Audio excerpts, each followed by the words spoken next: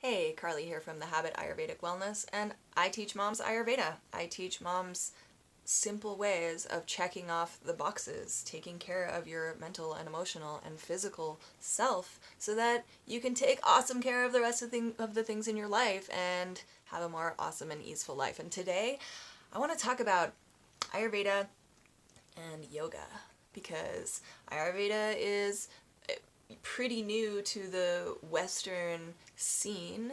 It's pretty common to read about Ayurveda in all like the health magazines and things these days. And it is texts date back as far as 7,000 years. It's one of the oldest healing holistic sciences in history.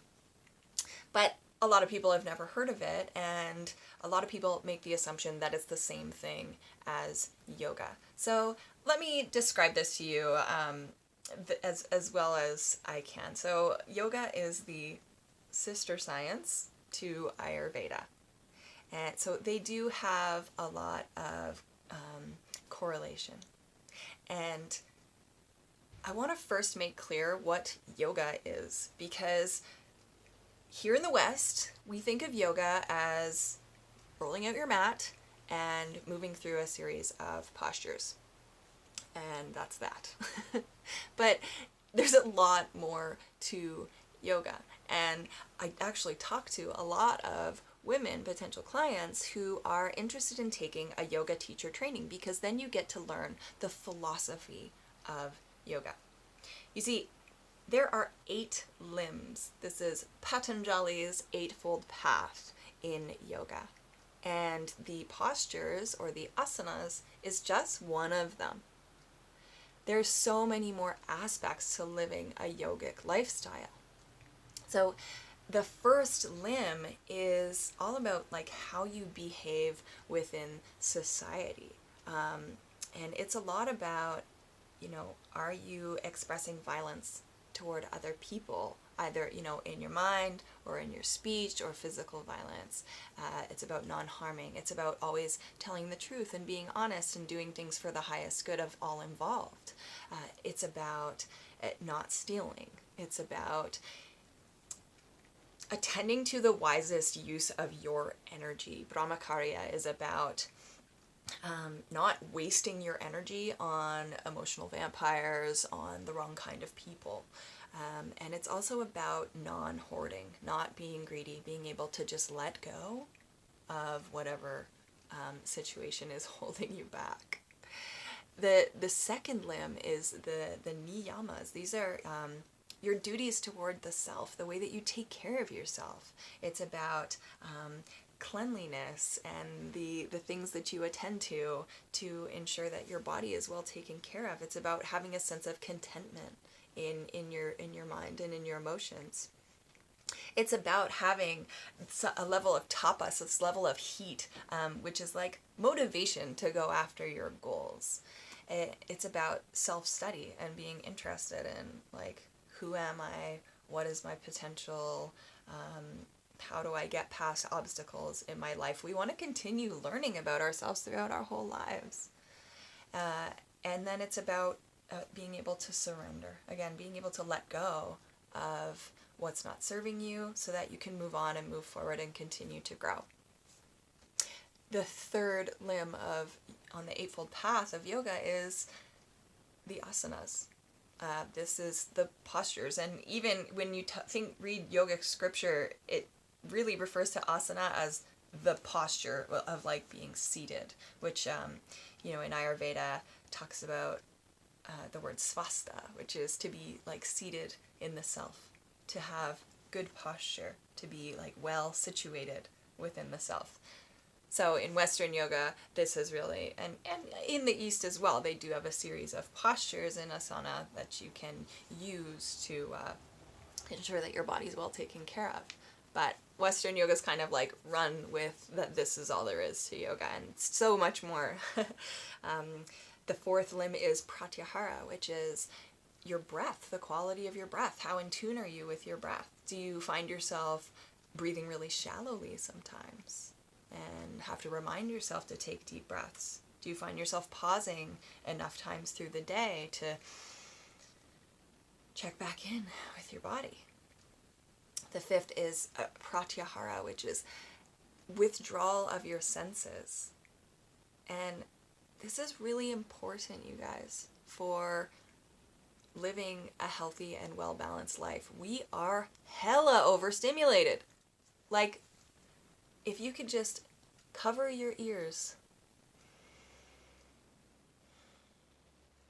remove yourself from the barrage of sounds coming at you all day. Cover your eyes. Remove yourself from constantly looking, taking in new information. We're constantly tasting and smelling and looking and hearing. And this is something that we have failed to pay attention to. We don't just digest our food. We digest all of our sensory experiences. And so we need to take breaks from eating. We need to take breaks from hearing and listening and looking and tasting and smelling as well. Giving yourself sensory withdrawal is so restorative. The seventh is, the sixth, limb is dharana, which is the ability to have presence, the ability to intensely concentrate on the present moment. And oh my gosh, as a mom, this is the biggest gift of all. Because if you spend too much time sitting in a room, even if you're with your kids, and your mind is elsewhere, your mind is making lists, your mind is thinking about what's going to happen next, you're going to grow, your kids are going to grow, and you'll be left with no memories of what happened because you weren't there. So, especially for parents, this is an extremely important skill to have in order to, really enjoy your life and set up that foundation of like, I had a really present mom for your kids. The seventh limb refers to this dhyana, which is meditation. It's our ability to just shut off the thoughts, shut off the world, and give our nervous system a chance to reset itself. And I'm sure you have read multiple studies on the benefits of meditation. It is one of the very most healing things that you could do. And then there's limb number 8, which is the final step on the Eightfold Path. And it's samadhi, it's bliss.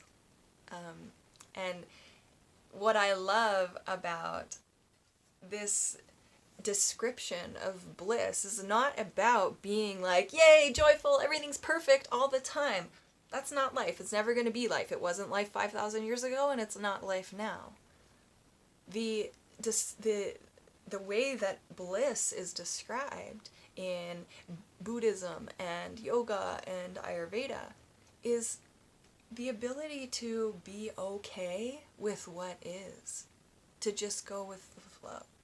The ability to look at a situation and without 100 layers of our past experiences and without jumping to conclusions because of the patterns that we've created over time, we see things for what they are and we take action as necessary or take no action at all because there isn't any required. Like, how amazing does that feel? So here's the thing about Ayurveda. Ayurveda doesn't really teach you about the postures of yoga. Even, in Ayurveda, you learn that depending on your dosha or your Ayurvedic constitution, again, if you haven't done a quiz on that, you could hop to my website at thehabit.net/Ayurveda. Depending on your constitution or what's out of balance for you, yoga's not even the best kind of exercise or movement that you could be doing to get the most impact in your body. But what Ayurveda does teach is all of the other 7 limbs. It teaches you how to live your yoga off the mat. And so when I talk to moms and women who want to take a yoga teacher training, it's always very important to me that they understand this first. Because in reality, unfortunately, being a yoga teacher is one of the most difficult things to do if you want to live a yogic lifestyle. Living a yogic lifestyle includes having this dinacharya, this rhythm to your life. It includes, living in alignment with nature's rhythms, which generally leads you to relax in the evening and do certain things that's repetitive every day. Where if you're a yoga teacher, unfortunately, in Western culture, you might have classes all over the place. You might have classes at 8 p.m. You don't know where you're going when. You kind of feel like there's often a feeling like you gotta hustle all the time to make things work and to make a solid income. I've talked to a lot of yoga teachers who it's not all it's cracked up to be, unfortunately. The other thing about a yoga practice is if you could commit to a yoga practice every day for a year, you would come away with some really beautiful insights about yourself. You would come away, I'm sure, a very transformed human. If you could go somewhere and practice your yoga for an hour every day and remove yourself from your other responsibilities and come to that place where you are completely calm and be able to have access to your intuition and your full potential, is very, very cool to be really engaged in a yoga practice. But I want to offer you something. If you have an existing schedule that really doesn't allow for an hour a day away from your family, that's okay. Because imagine if you learned the skills of a yogic lifestyle versus just the postures of yoga. If you learned these ancient skills gifted from the wisdom of Ayurveda, these are things that you can do, little tools that you can implement, these beautiful rituals that you can practice that take care of your physical body, they take care of your mind, they take care of your senses. And this is stuff that you can do at home in front of your kids. You don't have to remove yourself. The thing about when we go somewhere, when we go to the gym or when we go to yoga class, our kids don't know what we're doing. They're like maybe watching TV, or they're at home playing with their toys or playing with their friends or hanging out with dad or whatever. But they don't know what we're doing. And it has been an incredible experience for myself and for the members of my program to see mommy engaging in self-care in front of them. I am adopting practices to take care of me, and the kids are following suit. The kids want to engage in these things too. Imagine a year of engaging in little daily practices, and I'm talking things that take 2 minutes, you guys. This is not a big deal. But you do it every day, you create a habit out of it, your kids see you, and after a year, imagine what is possible for them. And then you can decide from this place of like, I feel well taken care of, I feel seated in myself, I feel bliss in my day, I feel like my life is a lot easier, and I want to continue my seeking and continue my research and education in yoga. And I do feel from this new, well-situated place that yoga is going to be the right path for me. Go get your YTT. It's also really great training. But, it costs thousands of dollars, and most of the women I talk to end up not doing it because it's not a great lifestyle for a parent, unless you can make it work some other way. But I had to offer that to you guys today because Ayurveda is not yoga, but it is. And it is so beautiful and so supportive. So if you want to learn more about Ayurveda, you gotta make sure you're following my Facebook page, The Habit. You gotta make sure that you join my Facebook group. It's Less is More. I'll make sure to put a link here, and make sure that you're subscribed to my emails if you're not already. You gotta go to thehabit.net/subscribe, because I love handing out tips about Ayurveda and how hard we make it to make life feel awesome, and how easy it really is when you have the right simple little tools. I hope you guys are having a wonderful day. Shoot me any questions if you have them, and let me know. Have you ever thought about taking a yoga teacher training just to get more education around how to chill in your life? I definitely have, but I'm glad I found this path instead, and we'll see. Maybe yoga teacher training is still down the road.